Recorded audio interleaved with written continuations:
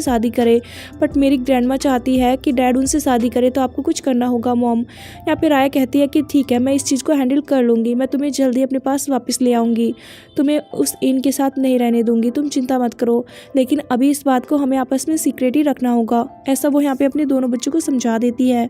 उसके बाद देखते हैं ऑफिस में सीईओ को, जो कि कह रहा होता है असिस्टेंट से कि ये कैसे पता चलेगा कि मेरी वाइफ की लाइफ में अब कोई पर्सन है या फिर नहीं। तो यहाँ पे असिस्टेंट उसे आइडिया देता है, इस बात का पता लगाने का एक ही तरीका है, आपको दोनों बच्चों को थोड़ा करीब लाना चाहिए, जिनसे कि आपको भी मैडम के करीब जाने का मौका मिलेगा। तो यहाँ पे सीईओ भी इसी बात के बारे में सोचने लगता है। सीईओ के घर पे देखते हैं, जहाँ पे इन अपनी मॉम के साथ आई हुई होती है। सीईओ की मॉम कहती है इनसे कि मैं जल्दी तुम्हारी और सीईओ की मैरिज करवाना चाहती हूँ। इन कहती है बट मुझे नहीं लगता है कि सीईओ कभी मुझसे मैरिज करेगा, क्योंकि अब तो उसकी एक्स वाइफ भी वापस आ चुकी है। बट उसकी मॉम कहती है कि तुम चिंता मत करो, मेरे बेटे की वाइफ तो अब तुम ही बनोगी, क्योंकि मुझे तुम पसंद हो, और उस लड़की को तो मैं सीईओ के आसपास भी नहीं भटकने दूंगी। यहाँ पे देखते हैं राया को, जो कि खुद सीईओ से बात करने के लिए आती है। तभी यहाँ पे कहने लगता है असिस्टेंट उससे कि मैम बॉस तो घर पहुंच चुके हैं, तो आपको घर ही जाना चाहिए। इसलिए राया फिर घर आ जाती है, जहाँ पे जैसे ही सभी लोग उसे देखते हैं तो थोड़े भड़क जाते हैं, ख़ास तौर पे तो उसके मदर इन लॉ, और कहने लगती है कि तुम यहाँ पे लेने क्या आई हो, यहाँ से चली जाओ, मैं तुम्हें इस घर में कभी वापस नहीं आने दूंगी।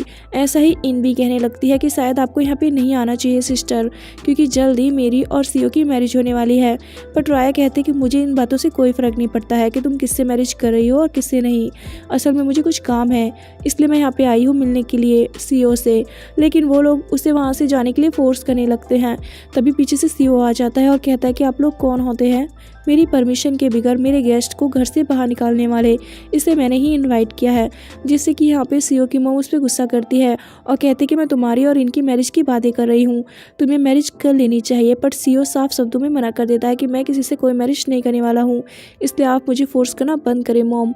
अब वो उन्हें वहाँ से जाने के लिए कहता है, जिसके बाद सभी गुस्सा होकर वहाँ से चले जाते हैं। राय कहते कि फिलहाल मुझे जाना चाहिए, मैं आपसे बाद में बात करती हूँ। लेकिन यहाँ पे सीईओ उसका हाथ पकड़ के उसे रोक लेता है और कहने लगता है कि एक बात मैं तुम्हें क्लियर कर दूँ, मैं कभी भी इनसे मैरिज नहीं करूँगा। और ऐसा कहकर वो स्माइल करने लगता है, लेकिन राया वहाँ से चली जाती है। फिर देखते हैं सीईओ की मॉम से, जो कि इनसे कहते कि तुम चिंता मत करो, मैं तुम्हारी शादी सीईओ से करवा के ही रहूँगी, चाहे कुछ भी हो जाए, और इसके लिए मेरे पास एक आइडिया भी है। राया जब घर पहुंच जाती है तो अपने बेटे से कहती है कि आज तो मैं तुम्हारे भाई को घर नहीं ला पाई हूँ, बट जल्दी मैं उसके डैड से बात करूँगी और उसे यहाँ पे लेके ही आ जाऊँगी, तुम चिंता मत करो। तभी उसका बेटा उसे एक न्यूज़ दिखाने लगता है, जिसमें कि इन और सीईओ की मैरिज के बारे में खबरें आ रही होती है। ये देखकर यहाँ पे राया को बुरा लगता है, क्योंकि सीईओ ने तो उससे कहा था कि वो मैरिज नहीं करेगा इनसे, बट खबरें आ रही होती है कि वो लोग जल्दी मैरिज करने वाले हैं। ये देखकर राया थोड़ी सैड होती है। वहीं हम देखते हैं इनको, जो कि इस न्यूज़ को देखकर खुश हो रही होती है और कहती है तुम कुछ भी कर लो राया, लेकिन इस बार मैं सीईओ को पाकर रहूंगी ही। फिर दिखाया जाता है ऑफिस में, जहाँ पे सीईओ को भी इस फेक न्यूज़ के बारे में पता चलता है। असिस्टेंट कहता है कि हर जगह आपकी और इन मैडम की मैरिज को लेके अफवाहें उड़ रही हैं, अब हम क्या करें। सीईओ कहता है कि इन सब चीज़ों को दबा दो, क्योंकि ये सब चीज़ें फेक है। फिलहाल तो मुझे अपने बेटी को लेकर जाना है राया के घर पे, इसलिए वो राया के घर पे पहुंच जाता है, जहाँ पे मेड कहती है कि मैडम राया तो फिलहाल नहीं है। लेकिन यहाँ पे सीईओ घर में आ जाता है और आसपास देखने लगता है और मेड से कहता है कि यहाँ पे कौन कौन रहता है। मेड कहती है कि सिर्फ यहाँ पे मैडम राया और उनका बेटा रहता है। सीईओ यहाँ पे मेड से कहता है और उनका हस्बैंड वो कहाँ पे रहता है। मेड कहती है कि उनका कोई हस्बैंड नहीं है, मैडम राया तो सिंगल मदर है जो अकेले अपने बच्चे को पाल रही है। ये बात सुन के यहाँ पे बहुत खुशी होती है सीईओ को कि वो सिंगल मदर है, और वो वहीं पे बैठ के राया का वेट करने लगता है। तभी वहाँ पे राया भी आ जाती है और सीईओ को देख के सोचती है कि यहाँ पे क्या कर रहा है। वहीं यहाँ पे उनके दोनों बच्चे प्लानिंग कर रहे होते कि किस तरीके से मॉम और डैड को करीब लाया जाए, ताकि हम फिर सभी साथ में रहने लगे। यहाँ पे सीईओ राया से कहता है कि असल में मैं अपने बेटे को लेकर आया था, क्योंकि वो तुम्हारे बेटे के साथ खेलना चाहता है। राया कहती है अच्छा, तो दोनों बच्चे एक साथ खेल रहे हैं, चलो ये तो अच्छी बात है।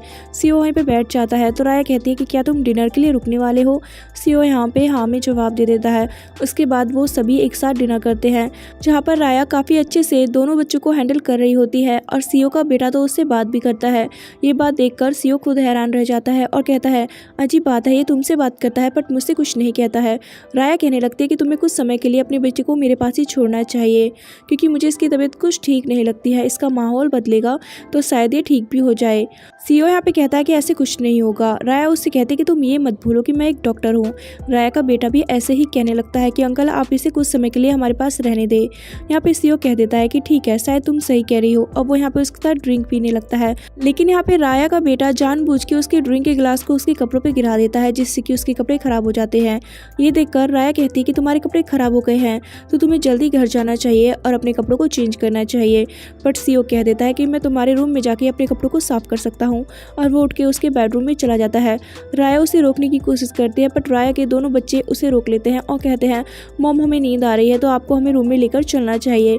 जिस वजह से राया दोनों बच्चों को लेकर रूम में आ जाती है और उनसे कहती है कि आज तुम दोनों साथ में यहीं पे रहना और एक दूसरे के साथ इस रूम को शेयर करना। उसके बाद वो जाने लगती है अपने बेडरूम की तरफ, जहाँ पे वो कपड़े चेंज करते हुए देख लेती है सीओ को, जिस वजह से वो थोड़ा शर्माने लगती है। सीओ उससे कहता है कि क्या तुम चोरी छुपे मुझे नेकेड कंडीशन में देख रही हो। राया कहते हैं कि मुझे तुम्हें देखने का कोई शौक नहीं है, बस मैं तुमसे यहाँ पे ये कहने आई हूँ कि तुम्हारे पास यहाँ पे चेंज करने के लिए कपड़े नहीं है तो तुम्हें घर वापस जाना चाहिए। बच्चे आज रात यहीं पे एक साथ रह सकते हैं। बट सीओ उससे कहता है कि मेरी चिंता मत करो, मैंने अपने असिस्टेंट को कह दिया है, वो बस अभी मेरे कपड़े लेकर ही आता होगा। लेकिन वो उससे कहने लगता है कि मैंने देखा था कि तुम मुझे अभी देखने की कोशिश कर रही थी। राया कहती है कि ऐसा कुछ भी नहीं है। वो वहाँ से जाने लगती है, बट सीओ उसे एकदम से अपने करीब कर लेता है, उसे किस करने की कोशिश करता है, बट राया वहाँ से फिर से जाती है। सीओ उसे करीब कर लेता है और कहता है कि मुझे अपने बेटे का बिहेव थोड़ा चेंज लग रहा है, क्या तुम्हें पता है कि क्या हुआ है। तो यहाँ पे फिर उसे बता देती है राया कि असल में वो मेरा ही बेटा है। ये बात मैं तुम्हें बता दूं, अब मुझे ये सच्चाई पता चल चुकी है और मैं चाहती हूँ कि मेरा बेटा आज के बाद मेरे साथ यहीं पे रहे। लेकिन इस चीज़ के अगेंस्ट होता है सीओ, कहता है कि मैं भी फिर उसका बायोलॉजिकल फादर हूँ, तुम मुझसे मेरा बेटा नहीं छीन सकती हो। राया कहते कि वो डिवोर्स के बाद पैदा हुआ था, तुम्हारा उस पर कोई अधिकार नहीं है। सीओ कहता है कि मैं उसका फादर हूँ, ये बात ना भूलो तुम, मैं कभी भी तुम्हें अपना बेटा नहीं दूंगा। यहाँ पे वो उससे कहता है कि मैंने उसका बहुत अच्छे से ध्यान रखा है अब तक। राया कहते कि हाँ मुझे पता है कि तुमने उसका कैसे ध्यान रखा है, तुम्हें तो ये भी नहीं पता है कि वो बोलता क्यों नहीं है, क्योंकि वो खुद के घर में रहने से ही डरता है। उसे तुम्हारे घर में डर लगता है, वो भी इनकी वजह से, और इसीलिए हमारा बच्चा बोलता भी नहीं है। ये बात सुन के सीओ हैरान रह जाता है और कहता है कि क्या इनके डर के कारण उसने बोलना बंद रखा है। यहाँ पे वो एकदम से बैठ जाता है और कहता है कि 3 साल पहले उसका किडनैप हुआ था और उसके बाद से ही उसने बोलना बंद किया है। राया कहते कि अच्छा, तो तुमने इस तरीके से हमारे बच्चे का ध्यान रखा है। वो यहाँ पे उस पर गुस्सा करती है और कहते कि मुझे मेरा बेटा वापस चाहिए, मैं उसे अब तुम्हारे साथ नहीं रहने दूंगी। ये बात सुन के सीओ उससे कहता है कि मैं जानता हूँ कि मुझसे बहुत बड़ी गलती हुई है, प्लीज़ तुम मुझे माफ़ कर दो, मैं हर चीज़ को ठीक कर दूंगा और मैं तुमसे एक मौका चाहता हूँ।